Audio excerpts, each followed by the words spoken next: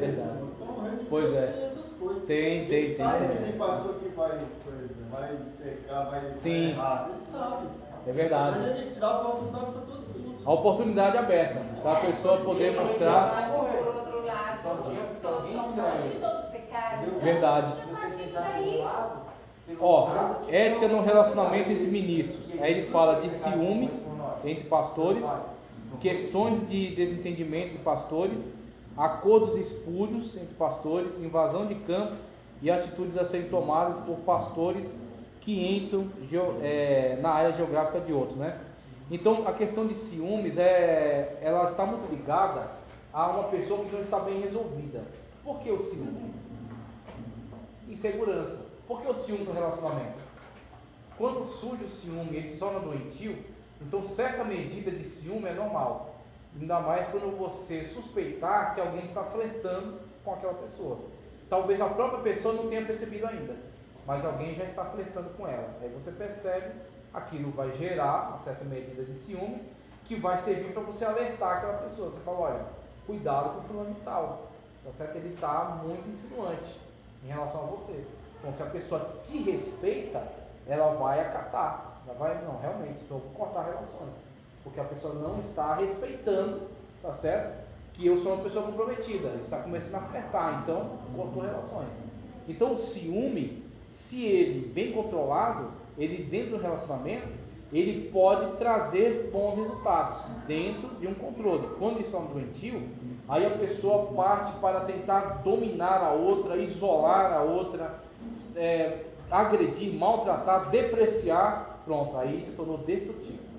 Aí você está num processo de destruição que pode trazer morte e pode trazer até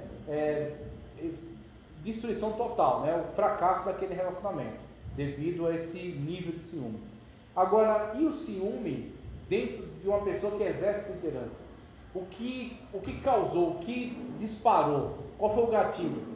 E esse gatilho, muitas das vezes, é entender que outras pessoas que estão exercendo trabalhos na obra de Deus se tornaram melhores do que ele, tá certo?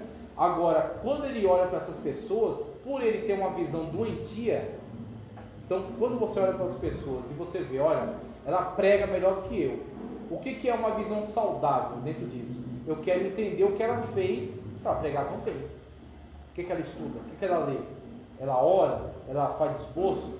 O que ela faz para ela ter tanto desenvolvimento? Ok, tudo bem. Então você quer absorver. Você quer se engajar e chegar nesse nível. Isso é uma visão saudável. Agora, uma visão doentia, ciúmes. Você, em vez de você querer chegar ao nível dela, você quer destruir ela. Você quer apagar ela. Falar, não, eu não posso dar oportunidade para ele, porque ele prega muito bem. Pode falar. Mas então, eu penso que isso aí pode não ser, e isso ajuda, isso é fundamental, mas pode não ter sido só isso que ele tem aquele dom de pregar, foi aquele dom que Deus deu a ele. Sim. Porque não há possibilidade de haver dois presbíteros, um tem muita habilidade para pregar, sim. E o outro tem habilidade para aconselhar, verdade. Para ser, né? Então ele tem que saber qual é o talento dele. Os que ambos são presbíteros. E de repente, os dois se esforcem na pregação igualmente.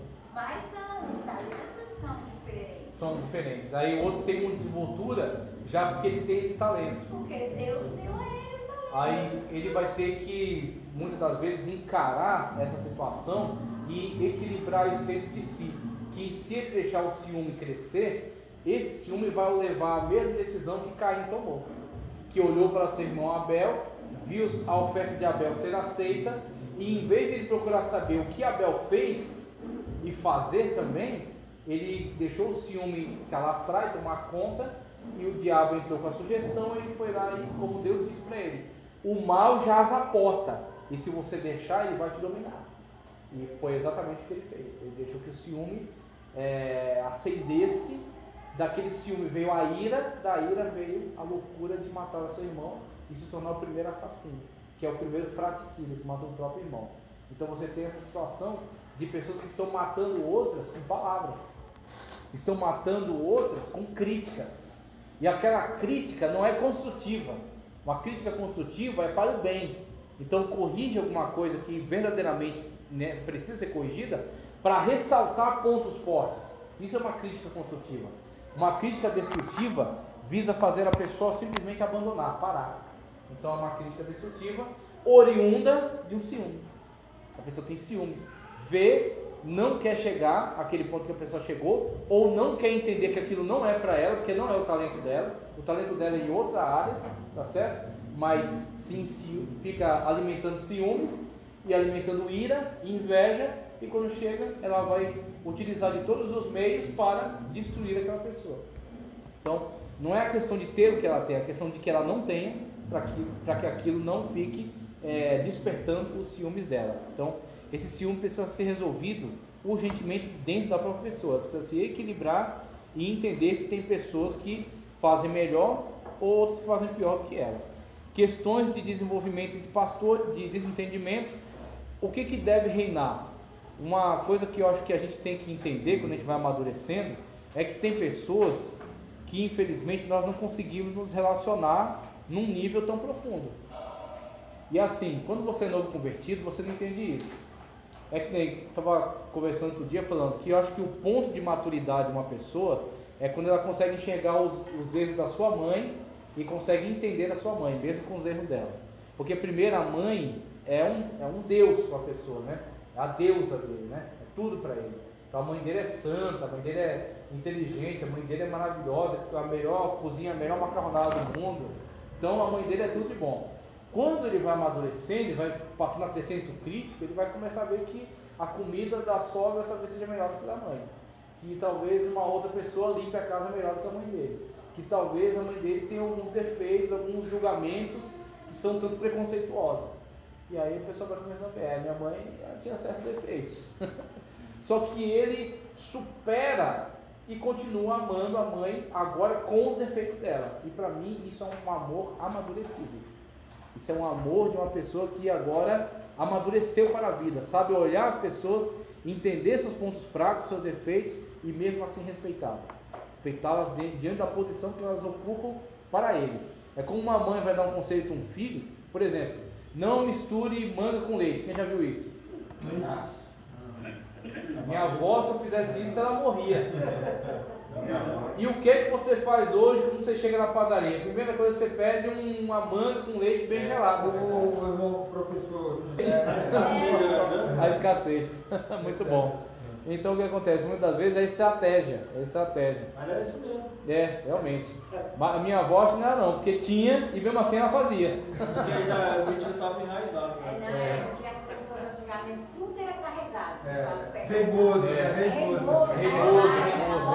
Meu filho, você não pode comer repolho. Você acabou de comer repolho no hospital. Lá no hospital, pois é, comida do hospital. Então, você entendeu? Aí o que acontece? Antigamente, elas tinham uma mente mais assim, fechada. Eu sei. Elas não tinham muito. Pouca informação, né? Pouca informação. É. Não tinha com quem conversar, Fica diálogo popular, assim, né? Então eles, era um povo ali, um canto, Sim. outro. E aí de vez em quando fala que festa São João, Aí reunia e tal. Aí reunia-se e conversavam. Mas realmente era assim. É realmente verdade. Minha Aí mãe o dizia que minha mãe dizia assim, Sim. eu morro de medo de comer peixe com pedra. Peixe de pedra. Sim. Porque tem o descamo de pedra. Tem Peixe de pedra. Sim. Já tem medo. O que fica disso aí é o cuidado. Então você vê, mesmo que a informação não esteja correta cientificamente, mas o cuidado está presente ali. Então mesmo que o cara seja cientista, seja biólogo, sei lá, e a informação esteja completamente equivocada, ele sabe que a informação está errada, que não tem nada a ver, mas ele respeita devido à posição que ela tem por ser autoridade na vida dele, e o cuidado e o amor que são a expressão daquilo que ele está fazendo. Então está errado, mas você sabe que aquilo é feito com dedicação e com amor. Então esse é um relacionamento maduro, e é exatamente isso que eu estou desenvolvendo aqui, quando eu falo questões entre pastores. Se vai haver questões, óbvio que vai, são seres humanos, são pessoas diferentes, são pessoas de temperamentos diferentes, são pessoas de formação diferente, de cultura diferente. Então pensar que não vai haver desentendimento é ingenuidade. Óbvio que vai haver desentendimento, Mas esse desentendimento tem que ser colocado em segundo plano diante da comunhão. Existe uma coisa que nos une, que faz com que nós estejamos todos juntos aqui, trabalhando pelo bem comum, que é a comunhão em Cristo. Então a comunhão supera tudo. Pode ser que você goste de samba, eu gosto de rock. Pode ser que você goste do Corinthians, eu gosto do Palmeiras. Pode ser que a gente seja do Nordeste ou seja do Sul. Mas todos nós somos um em Cristo. Então acabou, meu irmão. Diante da comunhão, se vai quebrar a nossa comunhão, então a gente vai colocar isso de lado e vai ficar com a comunhão. Por isso que Paulo falou, coma carne, mas se escandalizar, não coma. Olha como ele resolve o negócio. Ah, mas o certo é comer ou não comer? Ele falou, não, o certo é não acabar com a comunhão. Se comer para você não tem problema nenhum, coma. Isso não afeta em nada. Mas se você, ao comer carne, e o seu irmão está se escandalizando, pare de comer, porque é mais importante que você mantenha a comunhão com ele.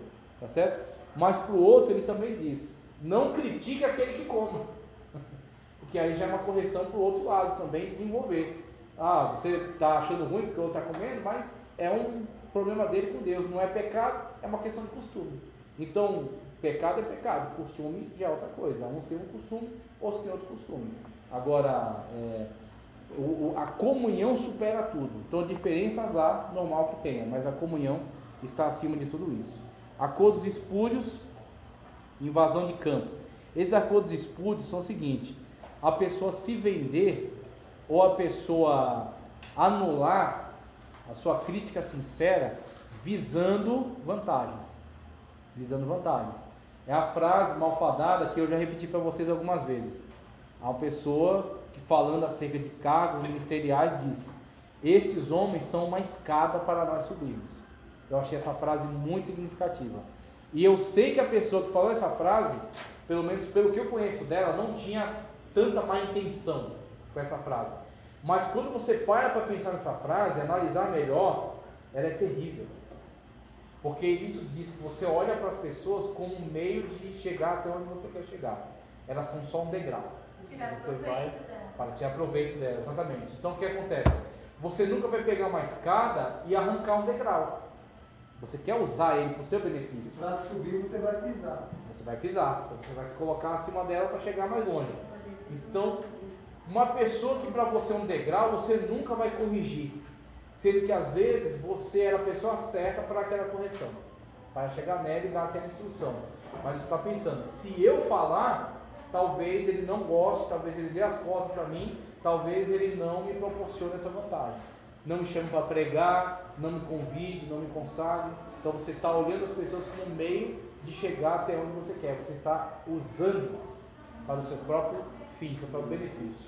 Exatamente. Então, isso é um mal terrível. Aí surgem os acordos espúrios. Você não critica o meu, que não critica o seu. Você não fala nada do meu, que eu não falo nada do seu. Esses são acordos de prostituição. Então as pessoas vão prostituindo o seu ministério, tá certo? Para obter esse tipo de troca, esse tipo de vantagem. Isso aí, para mim, chega muito perto da simonia. A simonia é aquele pecado que foi reiterado na Igreja Católica da comercialização de cargos. Simonia por causa de Simão Mago, que queria pagar Pedro para ter o poder de Deus. Aí Pedro fala: para o inferno você e o seu dinheiro.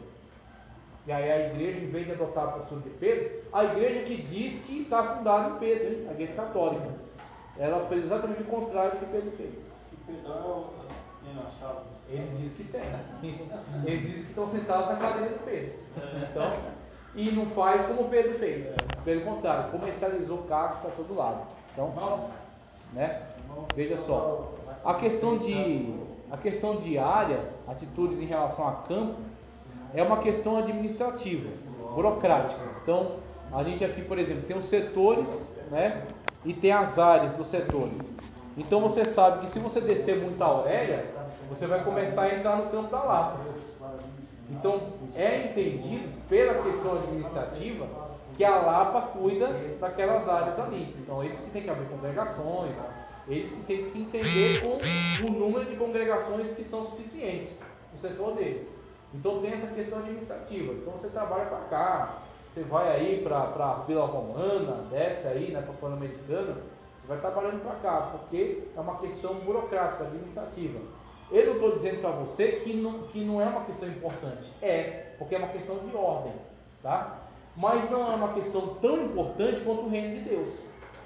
Se eu sei que tem uma família lá na Lapa que está querendo uma visita e eu não sei, ninguém lá da sede da Lapa está fazendo, por que eu não vou fazer? É tanto que nessas fronteiras aí tem poucas igrejas, né? Tem poucas mesmo. Então o pessoal vai Daqui distanciando. só na Lapa, né? Isso, Da verdade. Lapa pra cá tem alguma assembleia? Eu não conheço. Eu não conheço. Aí. Fica essa fronteira assim, né? O pessoal deixa neutro, deixa a zona neutra. Verdade. Mas se eu sei que tem uma família lá, o que eu faço? Eu vou. Eu vou evangelizar, Cabe os pastores vou pregar. conversar entre eles, ó. Aí talvez surja uma congregação. O que a gente faz? Aí conversa o pastor setorial com ele lá e fala. Exatamente. Quem é que vai assumir esse meio aqui que está no espaço? O que eu entendo? Faz uma ligação, ou vai lá, melhor ir lá, né? Pessoalmente, fala, pastor, rua tal, tem uma família, aceitou Jesus, a gente iniciou um trabalho lá, uma subcongregação. Vai assumir? Pronto, então designa alguém para lá, um presbítero, assume, cuida e tal. Por quê? É tudo para Cristo, meu irmão. Ah, mas não entrou no relatório aqui do setor. Você está limitado a isso? Você está limitado a relatório para fazer a obra de Deus? Então, se fosse assim, por que a gente manda dinheiro para ajudar missionário na Bahia? Tá certo? Ou no Piauí? Não é no nosso relatório, é a igreja que vai nascer lá e vai se auto-administrar, vai se auto-gerir. Então a gente não pode ficar limitado por isso. Uma coisa é reino, a gente tem que ter visão de reino, e outra coisa são questões administrativas. A igreja nasceu no setor de lá, diante de Deus você já fez a obra. Agora a questão burocrática, não tem problema, o pastor de lá assume e cuide, tá certo? Pode falar. As questões burocráticas é para manter a ordem, não é para limitar o reino, né? Esse é o propósito, manter a ordem, para que haja uma gestão, não para ser limitantes. E não tem essa questão, vou evangelizar até aqui. Aí dali, que eu sei que tem alguém precisando, não vou, porque ali é lá para se vir. Não, meu irmão. Na rua de baixo a família morra, a família Então, perca. visão de reino. Pessoal, para fazer a prova, também no final fazer a prova, porque minha garganta já era. Deixa eu. Essa questão da política, eu já passei o vídeo para vocês. Tem um vídeo de 2 horas gravado só sobre política, a igreja e a política, em cima da apostila. Então isso aqui a gente não vai discutir. Sucessão pastoral, lembro que eu já dei essa aula, tá? Essa aula já foi dada. Um pouco sobre relacionamento pastoral entre pastor e pregadores itinerantes. Ele fala aqui, ó, dos agendamentos, cancelamento de agenda, tá certo? Leiloamento de agenda, maneiras de gratificar o evangelista, critérios para gratificar pregadores itinerantes, despesas, cuidado com mercenários, cuidado com penetras e pregadores sensacionalistas. Olha o texto. Veja só. Quem serve como soldado às suas próprias custas? Uma pergunta, né? Quem planta uma vinha e não come de seu fruto? Quem apacenta um rebanho e não bebe de seu leite? Não digo isso do ponto de vista meramente humano.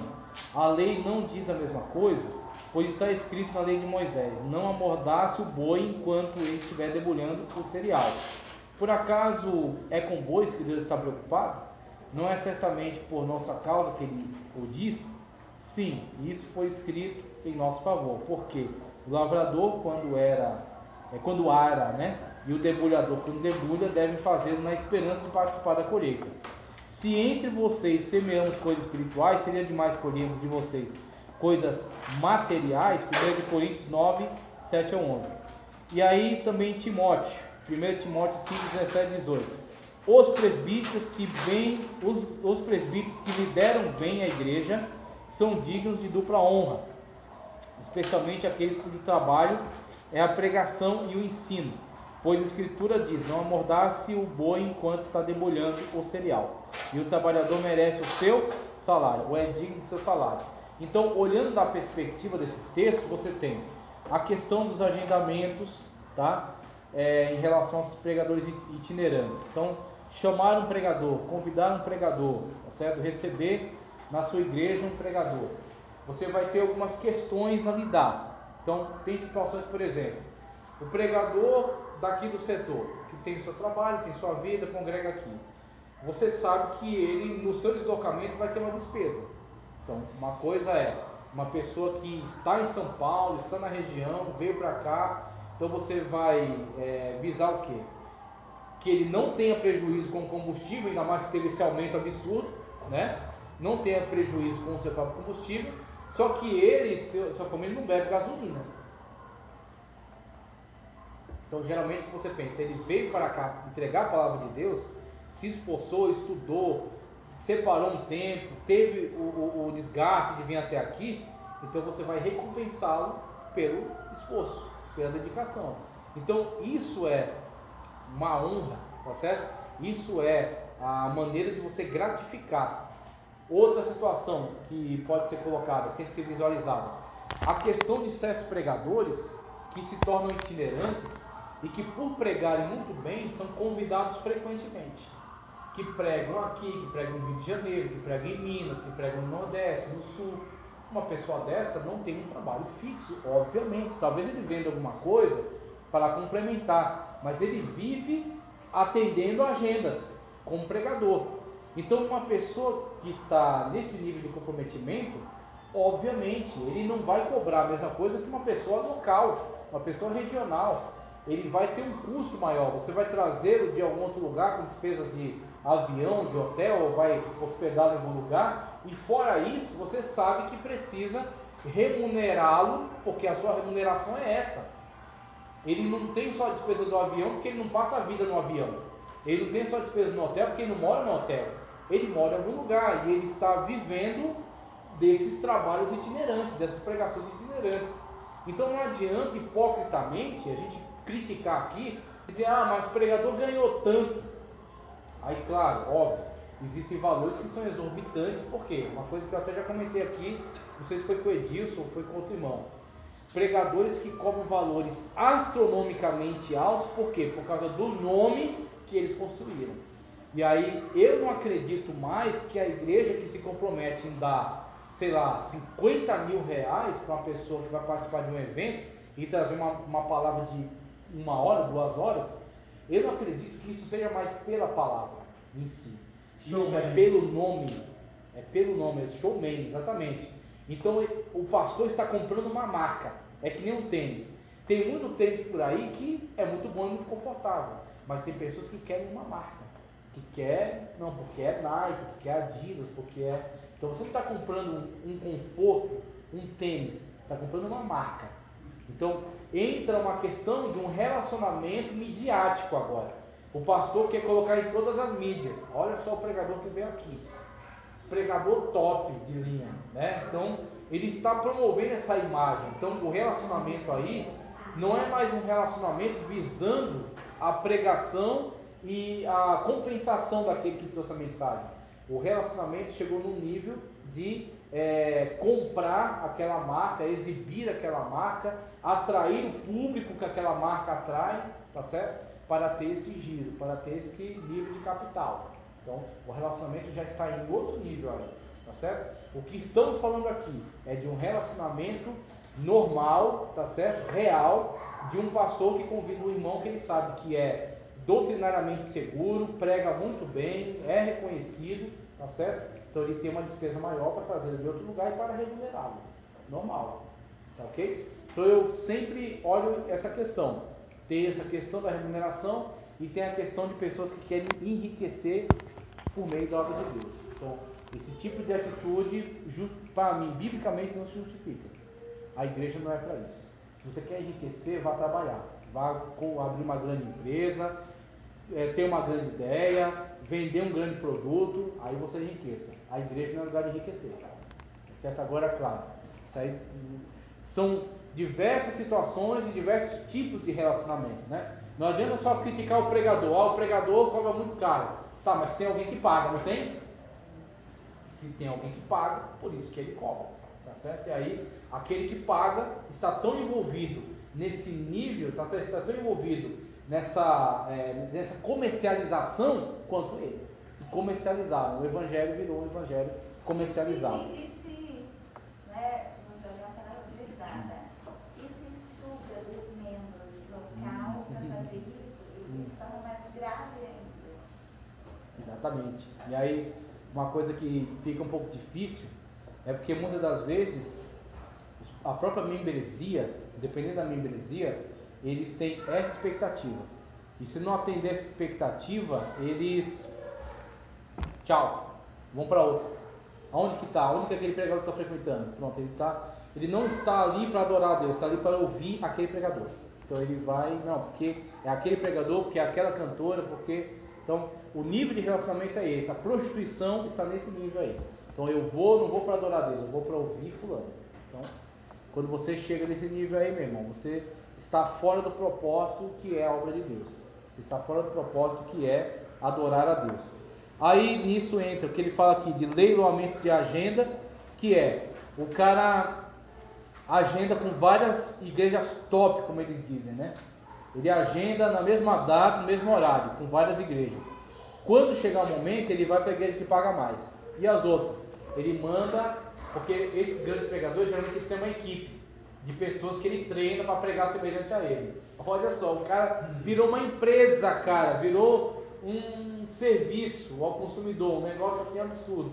Então ele vai para o lugar que paga mais, pega os outros caras e manda cada um para aquele endereço. O pastor, quando chega em cima da hora, fulano não pode vir, me mandou no lugar dele. E aí vai do pastor, você vai ter a coragem de dizer, tá, ele não veio, então você também não prega, e ele também não prega mais aqui. E aí ele mesmo prega, coloca outro irmão, ou ele vai, né, ser coagido, ele já pagou exatamente, exatamente. Porque é antecipado. Aí tem que endurecer. Começando quando o pregador vai pegar em congresso, eles entrar, cobra 2.000, 3.000 reais. Se for um pregador que não for cobrar, ele não deixa pegar.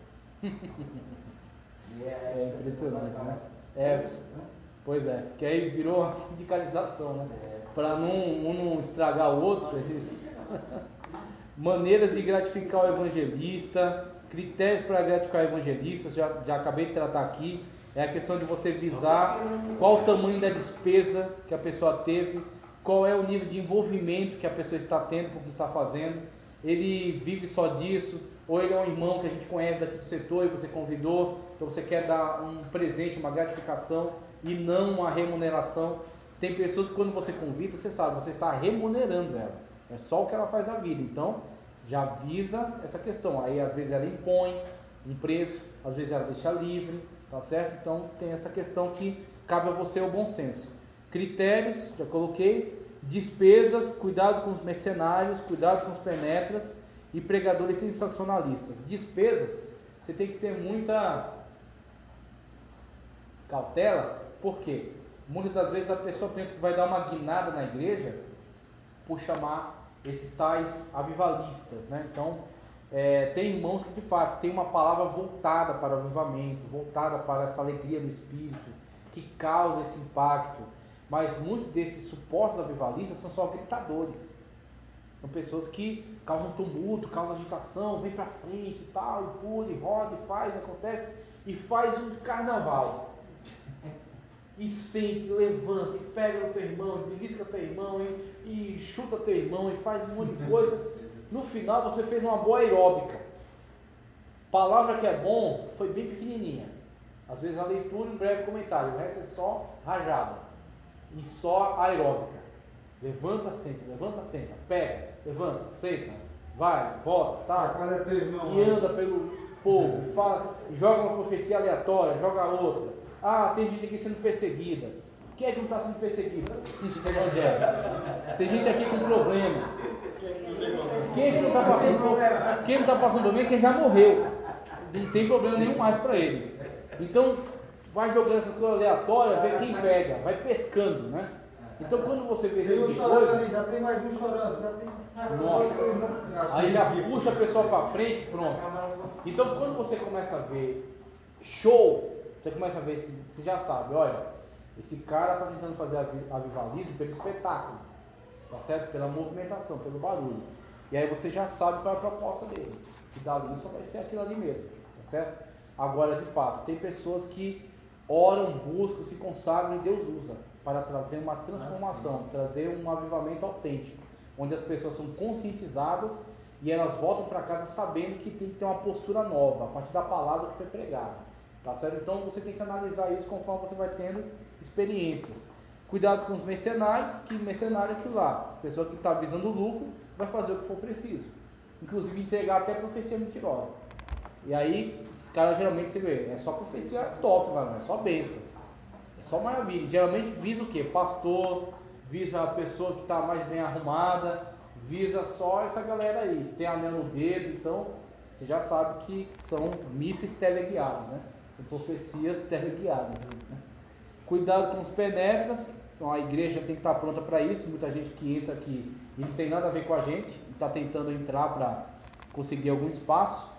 Pregadores sensacionalistas, foi o que eu acabei de tratar. O sensacionalismo, o pior prejuízo dele é que o sensacionalismo, ele é raso. O sensacionalismo é só emoção. E a emoção, ela causa resultado rápido. Você começa a mexer com a emoção das pessoas, elas começam a chorar, elas começam a pular, elas começam a se alegrar. Mas quando passar a euforia e ela começar a se lembrar do que foi o culto, ela começa a buscar o que ela absorveu. E ela vai ver que ela foi só aquilo mesmo. Foi só uma gritaria e pula-pula e roda-roda e no final das contas não aprendeu nada. Aí você fala. A profecia está na palavra, na pregação. Exatamente, que é a profecia magna, tá ok? Então, que o culto é racional, você tem que entender. Racional. Tem que prestar um culto racional. Uma frase, né, o pastor Antônio fala, não se glorifica que não se entende, né? Isso, Então a pessoa não está entendendo nada, está dando glória a Deus. Por quê? Por que está glorificando a Deus? Ah, não, porque está pegando fogo. Pegando fogo? Cuidado, hein? Pode ser fogo estranho. Então a gente tem que tomar muito cuidado com essas situações e também tem que fazer a prova. Vamos lá. A prova também já é uma barra pesada também, né? Já. Já sabe que é o momento da provação. Fogo, né? Você está passando, vai passar uma grande provação agora. A prova. Deixa eu tirar aqui, senão vocês vão ver o resultado. Ó, vamos lá. Esse é aquele momento maravilhoso da prova. Vamos lá. Vou matar. Ó, aqui é o seguinte, meu. Só para conferir, a questão 1, ó.